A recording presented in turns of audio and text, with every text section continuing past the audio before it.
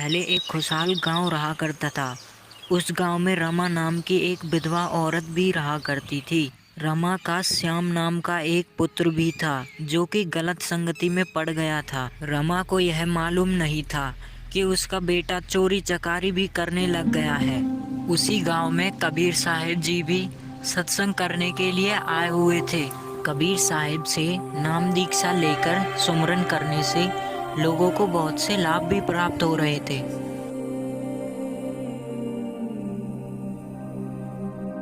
गांव के सभी लोगों ने गुरुदेव के भोजन भंडारे के लिए अपने अपने दिन बांट रखे थे। सभी भगत लोग अपने गुरुदेव के लिए घर से प्रेम पूर्वक भोजन बना के लाते थे। आज गुरुदेव को भोजन खिलाने की बारी लक्ष्मी की थी, लेकिन आज लक्ष्मी के घर दूध खराब हो गया था। तभी लक्ष्मी मन ही मन सोचती है कि वह आज गुरुदेव को भोजन कैसे कराएगी। लक्ष्मी बहुत ज़्यादा परेशान हो जाती है। तभी उसे ख्याल आता है कि वह रमा के पास जाए और वहाँ से कुछ दूध लेके आ जाए जिससे वह गुरुदेव के लिए खाना बना सके। इधर रमा अपने घर कुछ काम कर रही है कि तभी वहाँ पर लक्ष्मी आ जाती है। रमा लक्ष्मी से पूछती है, बहना आज क्या हुआ, कैसे आना हुआ, बताओ मैं आपकी कैसे मदद कर सकती हूँ। तभी लक्ष्मी रमा को सारी बात बता देती है कि उसे गुरुदेव के भोजन के लिए दूध चाहिए, उसका दूध आज खराब हो गया था। यह सब बातें सुनकर रमा वहाँ से फट से जाती है और बाल्टी में रखे सारे दूध को लक्ष्मी को दे देती है और कहती है, बहना मैं इस दूध को वापस नहीं लूँगी क्योंकि ऐसा मौका कभी बार बार नहीं मिलता। लक्ष्मी दूध को लेकर अपने घर चली जाती है और गुरुदेव को भोजन करा देती है। सत्संग से आने के बाद लक्ष्मी सोचती है कि रमा तो बड़े ही भक्त स्वभाव की लगती है। उस दिन के बाद से लक्ष्मी रमा को रोज समझाती है कि उसे भी सत्संग में चलना चाहिए क्योंकि यह मनुष्य जीवन केवल भक्ति करने के लिए ही मिला है। इसीलिए लक्ष्मी रमा के घर रोजाना जाती और उसे समझाती। कुछ दिनों के बाद रमा लक्ष्मी के साथ सत्संग जाने के लिए मान जाती है। सत्संग में कबीर साहब बता रहे थे कि कोई कैसा भी कितना भी बुरा व्यक्ति हो, उसने कितने भी पाप कर्म किए हों, यदि वह सत्संग में आता है तो वह पूरी तरह से सुधर जाता है। रमा कबीर साहब के पास जाती है और कबीर साहब से कहती है, गुरुजी मेरा बेटा बहुत ही निकम्मा है, वो मेरी कोई भी बात नहीं मानता है, वह गलत संगति में भी पड़ गया है, गुरुदेव उस पर कुछ दया करें। तभी कबीर साहब रमा से कहते हैं कि परमेश्वर दया करेंगे।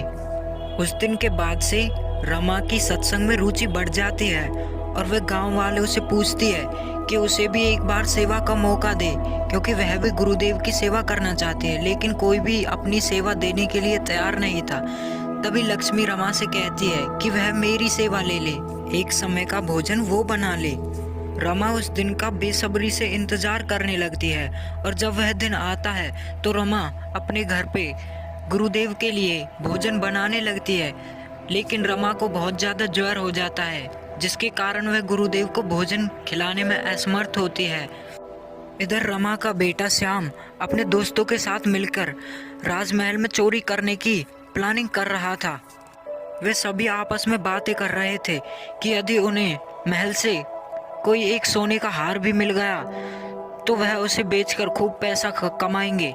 वो सभी शाम को इसी जगह मिलने की प्लानिंग करते हैं। श्याम घर आ जाता है। उसकी माता उससे कहती है, बेटा आज मैं ज्वर से पीड़ित हूँ, मैं गुरुदेव के लिए खाना नहीं ले जा पाऊंगी, क्या तुम ले जा सकते हो?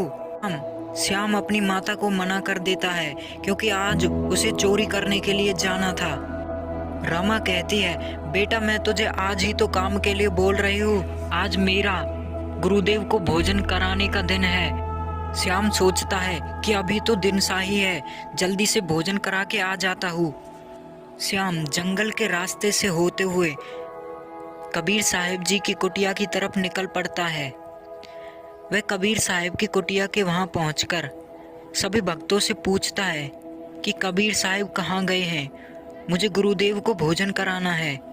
कुछ समय पश्चात कबीर साहिब वहां पर आ जाते हैं और भोजन करने लगते हैं।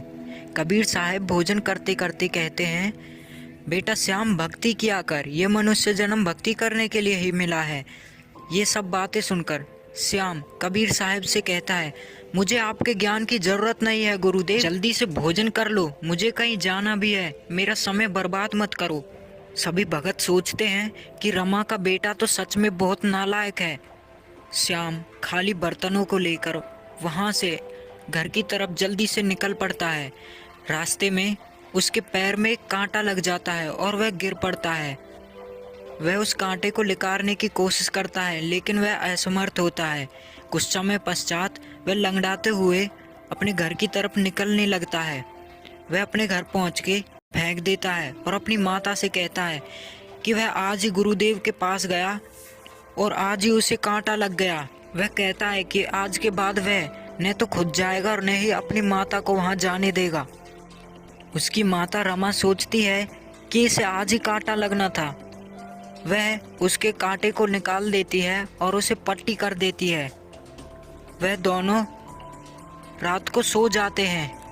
वहीं दूसरी तरफ श्याम के सभी मित्र श्याम का इंतजार कर रहे थे।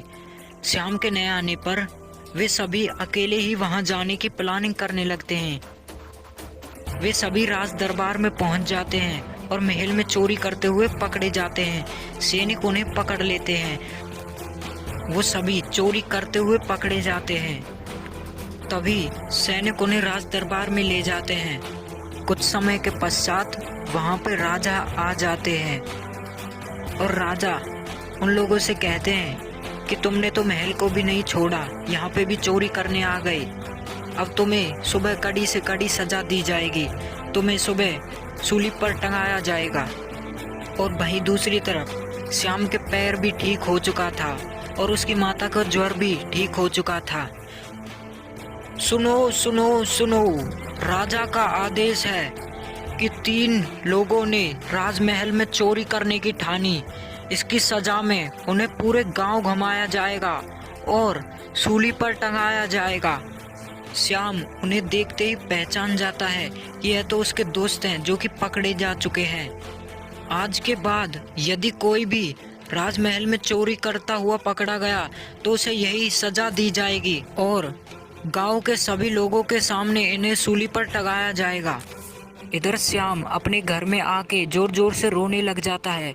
वह अपनी माता से कहता है, माता तुम्हारे गुरुदेव तो स्वयं भगवान आए हुए हैं, उन्होंने सूली को कांटे में टाल दिया। रमा अपने बेटे श्याम से कहती है कि बेटा तू चोर थोड़ा ही है, सूली पर तो चोरों को चढ़ाया जा रहा है। माता मैं भी चोरी करने के लिए जाता लेकिन कांटा लगने की वजह से मैं वहां पे नहीं गया। रमा कहती है बेटा तू चोरी भी करने लग गया था, चलो गुरुदेव से नाम दीक्षा लेने चलते हैं। रमा अपने बेटे श्याम को कबीर साहिब से नाम दीक्षा दिला देती है और श्याम भी उस दिन के बाद से पूरी तरह से सुधर जाता है क्योंकि कबीर साहिब ने उसे नया